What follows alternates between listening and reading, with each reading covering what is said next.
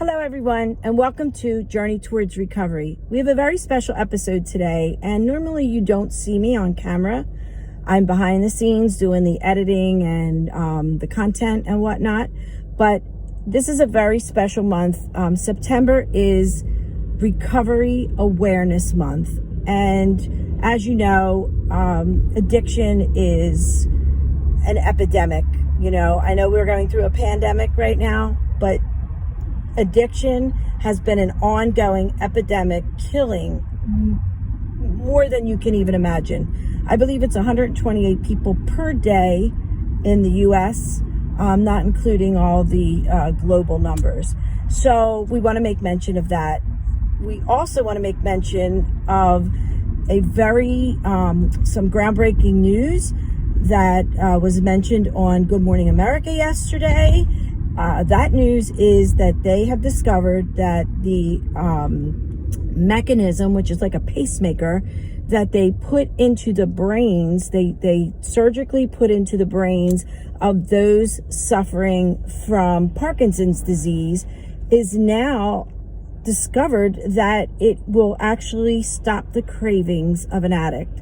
So it has been successful. They featured someone on Good Morning America yesterday who was an addict, from a male adult who's been an addict since he was a teenager. He went through surgery, a shoulder surgery, and was put on pain medications, which turned into an opioid addiction. He is now an adult.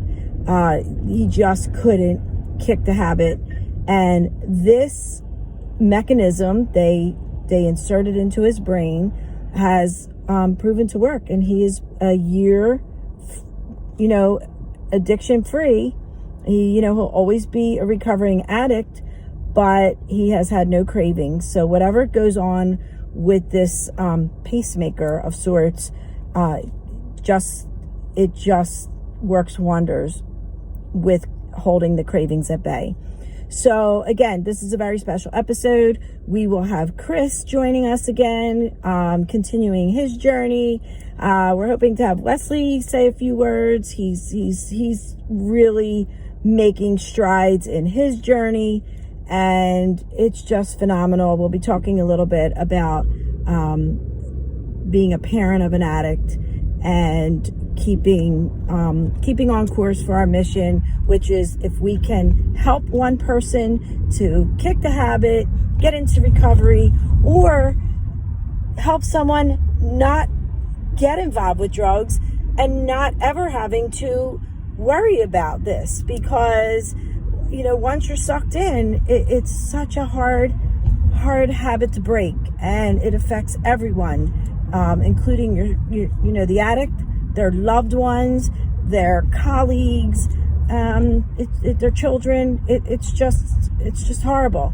So if we can help one person, our mission has been fulfilled.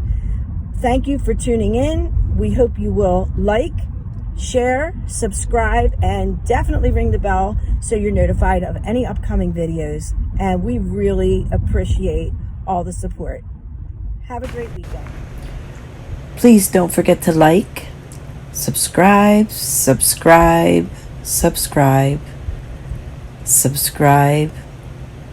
and share our videos. Journey Towards Recovery.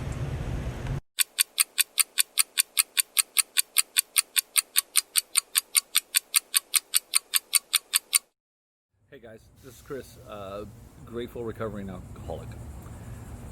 So today I want to touch on a couple of things. Number one, today is 70 days sober, which is pretty freaking awesome. I've met a milestone in my life that I've never really have ever achieved in quite a few years, since basically the age of my teenage years. I'm looking a little red because there's an umbrella above me that's red, so the sun's kind of beating down here in the backyard.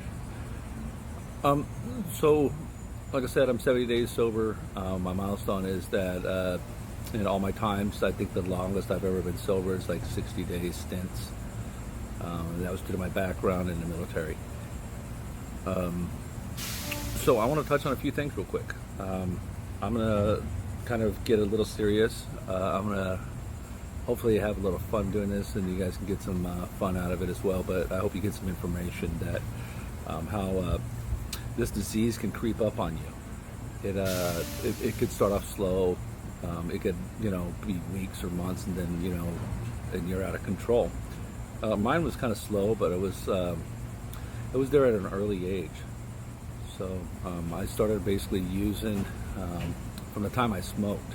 It's kind of weird, but I remember the first time I smoked a cigarette. I was like 10 years old, 9 years old, somewhere around there, and I remember the rush and the nicotine in me, and I've continued smoking since then. I've quit for a year and a half, and I've picked it back up, and I'll be honest with you,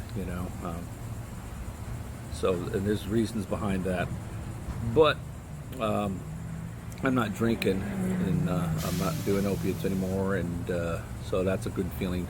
And so, but so like I said, I'm going to start touching on my cycle of addiction, basically, or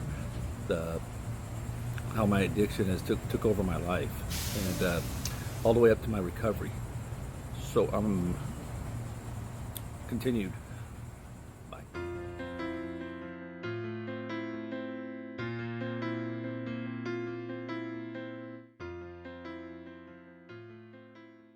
So a lot of people say that cigarette smoking and marijuana and all that stuff are gateways to other drugs, and looking at my past, and it really truly showed that. And I didn't believe it at the time, when I was a teenager or anything like that, and growing up, that everything that I was doing was basically a gateway to my addiction. And this disease was taking me over at a very early age. So as the years progressed, the early age of around 12 or so, or the old age of 12, however you want to look at it, I started smoking marijuana, started drinking, and that was, sneaking it all out, sneaking it from my friend's house, or my friends would be getting, liquor from their house, from their parents or whatever. So drinking started at an early age. Through my teenage years, about 15 or so, I really started hitting the drugs really hard. Pretty much anything you want to put in front of me, I was doing, and it was like fun.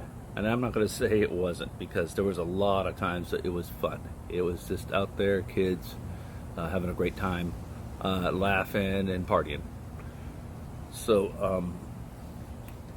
around 15, like I said, I started doing a lot of drugs, and that continued on until about 19 or 20 years old. And just to kind of give you an age of myself, I'm 54 years old, so it's been many years of abuse. You name it, like I said, I was doing it. I never put a needle in my arm, and I don't know what that's like, and I'm grateful that I didn't. I know a lot of really good friends that did, and that it's an addiction, it's a disease. We're all looking for an escape, and that's what it turned into years later. But at the time, it was fun during my teenage years. Camping, anything, going to the beach, it was all a party. We planned around it. Got to the point where I was actually drinking on the way to school. We were like, get a bottle, a fifth, or a liter bottle of liquor, and we would literally, between like 6 or 7 of us or whatever, we'd just pass around as we're walking to school, junior high times, and smoke weed, and this was on our way to school. I look back and I think about how uncontrolled we were. I mean, we really didn't care. And although I did okay in school, and I played sports, I played football through my adolescence, all the way up through my high school years. But drugs were always a part of it, and alcohol was always a part of it. So some of these years, I mean, it was crazy. And I'm not going to go into over and over again about what I did, because it's pretty much the same cycle, you know. And this thing turns into a cycle, and even then, I didn't think that I was an addict. So.